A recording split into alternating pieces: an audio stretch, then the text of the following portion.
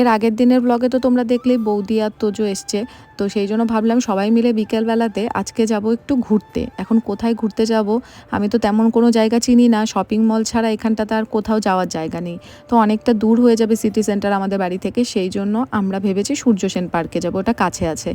কিন্তু দিনের বেলাতে ভেবে রেখেছিলাম যাব, কারণ পার্কে দিনের বেলাতে গেলেই বেশি ভালো লাগে আর বাচ্চারা খেলতেও মজা পায়। আস্তে আস্তে সন্ধে হয়ে গেছে আর বাবান টোটোতে ঘুমিয়েও গেছে, যেহেতু ওর ঘুমের টাইম ছিল সেই জন্য। তারপর আসার পর মনে মনে ভাবছিলাম কেন দিনের বেলাতে আসলাম না, কারণ পার্কের সৌন্দর্যটা তো আর রাতের বেলাতে আমরা উপভোগ করতে পারছিলাম না, আর খুব একটা বেশি ভালো দেখাও যাচ্ছিল না। লোকজন ছিল ঠিকই, ভিড়ভাট্টা, কিন্তু ওই আর কি একটু মন খারাপ লাগছিল। তারপর নিজের মনকে নিজেরা সান্ত্বনা দিচ্ছিলাম যে হয়তোবা অন্য কোনো একবার আসবো দিনের বেলাতে ঘুরতে, কারণ এত সুন্দর ছিল না, দিনের বেলায় আসলে আরও বেশি ভালো লাগতো। তারপর এই যে বয়স বেড়েছে ঠিকই, কিন্তু মনের থেকে বাচ্চামো ভাবটা তো আর যায়নি, তাই বৌদি আমরা সবাই দোলনা দেখে আর থাকতে পারলাম না, বসে পড়লাম দোলনাতে।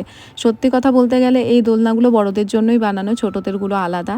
তারপর তোজো এখানটাতে অনেক অ্যাক্টিভিটিসগুলো ট্রাই করছিল, আর আমরা এদিকে ঢেকিতে উঠে বসে আছি। এটাকে তো আমরা ঢেকিই বলতাম ছোটোবেলাতে, তোমরা কি বলতে আমি জানি না। বৌদিকে ওপরে উঠিয়ে বসে আছি নিচে, তো বৌদি কিছুতেই নামতে পারছিল না, তো একবার এই কাণ্ড করছিলাম আমি, একবার বৌদি করছিল। তারপর দূরের দিকে চোখ গেল ওই টয় ট্রেনটার, তো ভাবলাম টয় ট্রেনে উঠবো। তারপর ভাগ্যটা এতটাই খারাপ ছিল যে এটাই লাস্ট বার ছিল, এরপরে টয় ট্রেনের টিকিট দেওয়া বন্ধ হয়ে গেছিলো। তো সব দিক থেকে মুখ কালো করে আমরা আবার চলে যাই পার্কের ভেতরে, কারণ ততক্ষণে বাবান ঘুম থেকে উঠে গেছিলো। তারপর বাচ্চাদের যে ছোট ছোট অ্যাক্টিভিটিগুলো ছিল ওগুলোর মধ্যে বাবানকে কয়েকটাতে একটু উঠালাম, কারণ ও তো ফার্স্ট টাইম, ও খুব একটা বেশি আসেনি কোনো দিন, ও একটু একটু ভয় পাচ্ছিল। তারপর অনেক বুঝিয়ে টুঝিয়ে নিয়ে উঠলাম। যেই না উঠলাম অমনি পেছন থেকে ওই হুইসেল বাজাচ্ছে যে গার্ডরা ছিল বেরিয়ে যাওয়ার জন্য, কারণ সময় হয়ে গেছে, পার্ক বন্ধ করে দেবে। তো তাহলে ভাবো সব দিক থেকেই কেমন আমাদের কপালটা খারাপ ছিল। তারপর কি আর করব, পার্কের থেকে বেরিয়ে আমরা সোজা চলে যাই মার্কেটে। তো মার্কেটে একটু কিছুক্ষণ ঘোরাঘুরি করি, তারপর কিছু দরকারি জিনিসপত্র কেনার ছিল সেগুলোও কেনাকাটা করি। তো কি কি কেনাকাটা হয়েছে সেগুলোও তোমাদেরকে দেখাবো এই ভ্লগে, ভিডিওটা দেখতে থাকো তোমরা শেষ পর্যন্ত। তারপর আমরা সবাই পার্ক থেকে বেরিয়ে ফুচকা খেলাম, আর বাবান দেখো কি বলছে, ওর কথা শোনো। দাও একটা কাপড়। কি লাগবে? প্লেট?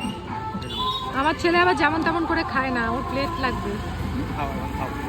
তো ভিড় মার্কেটে আজকে দেখো, এই যে আমার ছেলে আইসে একটা খেলনা কেনা হয়ে গেছে। কি একটা, হ্যাঁ কমফোর্টেবল, প্যাডটা এত বড় হয়ে যাবে, হ্যাঁ ওর ব্যাটিং এরটাও আছে বাড়িতে। এরপর এর আগে নিয়ে খুলে দাও তো, খোল। তোজো কিনবে এটা, কি পছন্দ?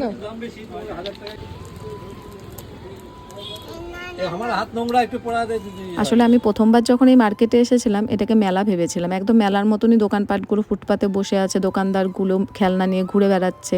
কিন্তু এখন আস্তে আস্তে অভ্যাস হয়ে গেছে দেখতে দেখতে, যে এরা সবসময়ই ঘুরতে থাকে বা এরকম দোকান সবসময় বসতে থাকে, কিন্তু প্রথমবার তো আমি খুব বোকা হয়ে গেছিলাম।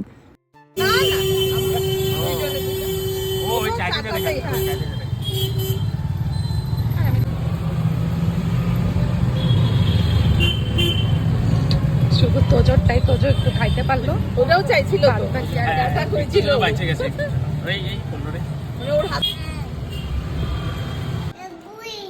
কি এনেছো এটা? খুলি বলে। আই মিমি, মিমি খুলে দিই দাও। কালকে খেলবে, কালকে এরকম টাইমে আমার বাড়িতে থাকবো, আমার মনটা বানায় নিয়ে আসি।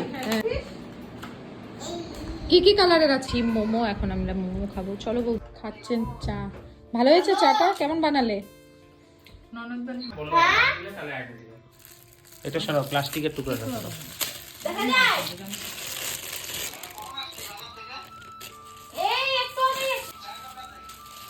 তো তারপর অনেকটাই দেরি হয়ে যাওয়াতে মোমো নিয়ে বাড়ি চলে আসি।